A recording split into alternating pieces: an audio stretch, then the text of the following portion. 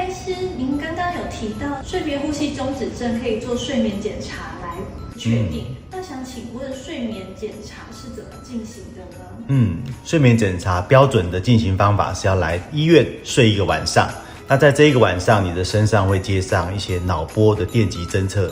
还有呼吸、气流的侦测、血氧、心跳、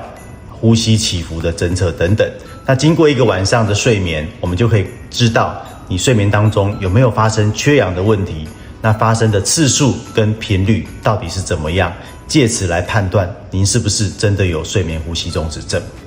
可是身上接了这么多线，我睡不着怎么办？没错，有一些患者也确实有这样子的困扰跟疑虑。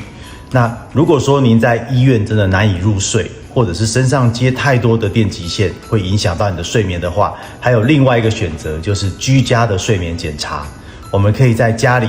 那把仪器带回家，那这个线路相对简单，身上不用接那么多线，简单的几条线，让你在自己熟悉的环境、自己的卧室、自己的床上面睡，那这样入睡将会更加的容易。那目前居家睡眠检查的准确度也越来越高，大概都有80%到90%以上的准确率，也是一个相当有运用价值的一个检查方式。